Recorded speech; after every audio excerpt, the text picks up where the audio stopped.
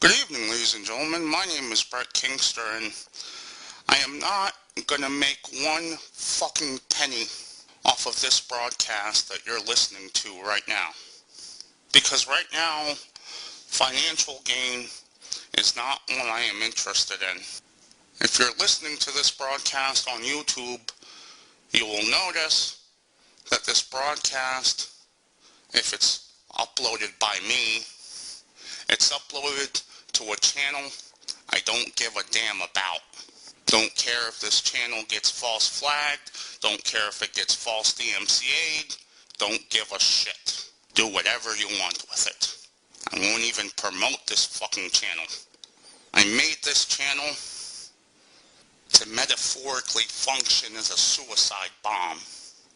I'm gonna speak the truth, the whole truth, and nothing but the truth. And to hell with the consequences. I came on YouTube at first because I wanted to prove a point. See, before me, way before me, around the year 2005, there was someone named Brett Keane. And Brett Keane came to YouTube.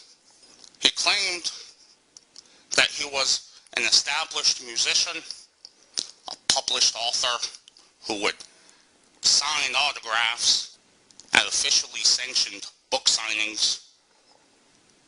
And because of these boastful claims and the fact that he boldly attacked religion, he had a meteoric rise on YouTube.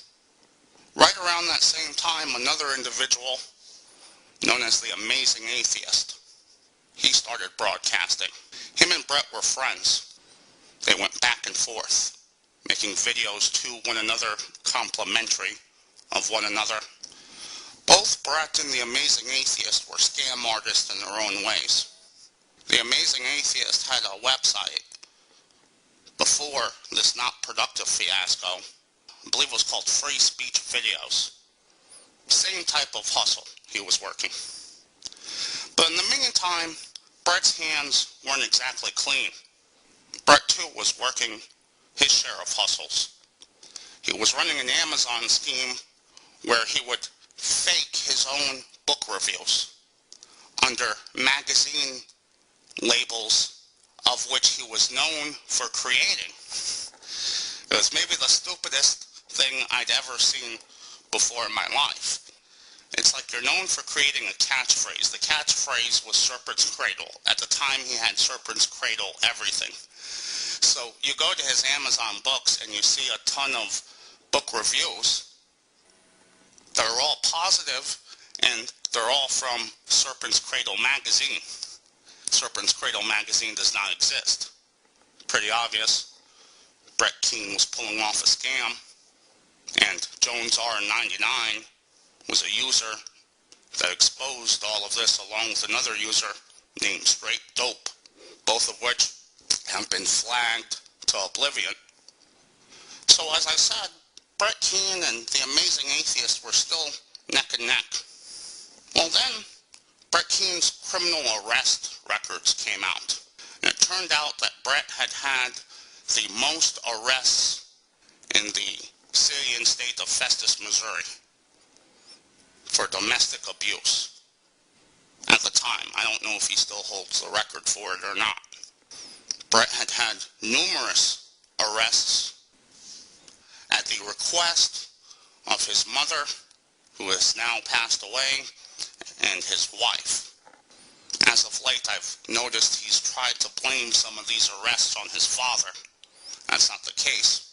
I've looked up his father's history with the help of a private investigator, and it turns out his father has only had one incident where he was taken to court for failure to pay a debt. So if Brett Keane tries to bash his reputation, that's the real score. So when Brett Keane's criminal arrest record came out, Brett Keane had blamed an individual from a forum known as Atheist FM, named Michael Fisher. And Brett Keane had uploaded a video to YouTube releasing Michael Fisher's personal information, his home address, and he had uploaded this video in a threatening manner, basically saying something along the lines of, "Now you're gonna get yours, bitch." People flagged that video. YouTube saw that video, freaked out, banned Brett Keane, and canceled all his accounts. Brett Keane made numerous attempts to come back to YouTube after that incident. And when I say numerous, I'm not fucking around. I'm talking like 40 separate and distinct tries, all of which consistently failed. So Brett goes mad. He snaps. He creates a false account and gives himself 10,000 subscribers. I can prove this because if you go to the Internet Archive machine, you'll notice none of his videos have ever had more than 500 views on that channel. You can't have a channel with 10,000 subscribers and never once clearing more than 500 views. It was clear that Brett had used a program to manufacture all these subs. But at the time, it didn't matter because the Amazing Atheist had legitimately over 200,000 subscribers. Real, straight-up subscribers.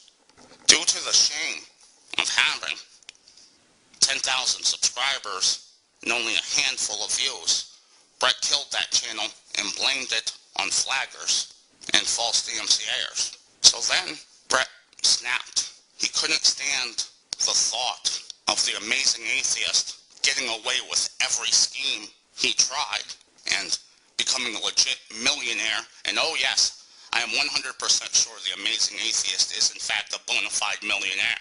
Meanwhile, Brett had to stoop so low as to exploit his own wife and children on YouTube to have fun money. His basic necessities are met via welfare, but he wanted the Xbox Slim. So he made his wife come on camera and say that he was too sick to come on camera and they needed money right away. You see what you're hearing now? This is what's going to get this video flagged on YouTube. Because Brett can't handle the truth. He's a pussy. What Brett Keane likes to do is he likes to pick fights with you and defend him picking a fight with you in the name of free speech. And then when you fight back, oh, well, then you're attacking him, his wife, and his kids. And therefore, he's now going to fill privacy complaints on you and run like a little bitch to YouTube management. Brett Keane is a calculating bully on every level a person can be a calculating bully on. I'll tell you why this is. See, Happy Cabbie has a lot of stroke within YouTube. So much stroke that he made Brett Keane a partner within hours. All because Brett Keane kissed Happy Cabbie's ass the right way. It was really interesting. Happy Cabbie uploaded a video talking about how Brett threatened his livelihood and threatened to remove his means of income just for asking him a question that made him uncomfortable and bringing up his criminal past. But the thing is, Brett knew that he couldn't flag down Happy Cabbie. Brett knew that he couldn't do anything to Happy Cabbie. So what he did was he started kissing Happy Cabbie's ass over and over. No matter what Happy Cabbie fired at Brett, Brett would just drop to his knees and start sucking his cock. Now, according to Nick Bravo, Happy Cabbie loves it when other guys suck his cock. So what Happy Cabbie did was he got Brett a partnership. And Happy Cabbie defended his partnership, and this is the thing that pisses me off the most about the Happy Cabbie, is the fact that the Happy Cabbie has the fucking audacity to tell people, oh, I'm only here to help people. I'm here to make friendly and nice with everyone. Yeah, sure, you're right. That's why you blocked every one of my goddamn channels, and you blocked me on Twitter because I called you out on some Ron Ball bullshit, and you couldn't defend. The only reason, Cabbie, you give anyone the time of day or you help them is when you can make a story out of it so you can run ads on your stupid videos and make money off of it. I know you don't give a damn about Brett Keane. See, that's what makes me different than the bulk of your audience. The bulk of your audience, they think you're a sucker and you're being duped by Brett Keane. I know better. I know you're not being duped by Brett Keane. As a matter of fact, Happy Cabbie, I know that you're playing Brett Keane just as much as Brett Keane is playing you. But like I said, Cabbie, what really makes my blood boil is that you put yourself out there as a helper, as a peacemaker, as a communicator. But when I tried to reach out to you and make it clear that I am not a Brett Keane impersonator, nor am I here to troll Brett Keane, as these were your excuses, Happy Cabbie, for blocking me and refusing to confront me when I called you out on your Ron Paul bullshit. That's what pisses me off the most about you, Cabbie, is the fact that you're a opportunistic fraud in every sense of the word, and at least Brett Keane doesn't work so hard at covering up the fact that he's really a slime ball.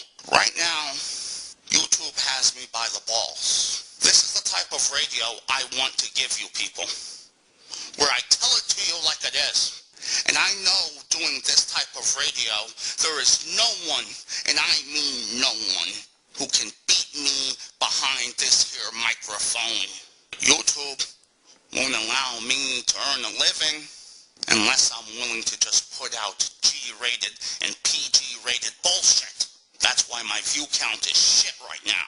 I don't blame the audience for not listening, and I don't blame them for not subscribing. LiveLeak will give me all the free speech I want. As a matter of fact, I bet anything this video is on LiveLeak uninterrupted.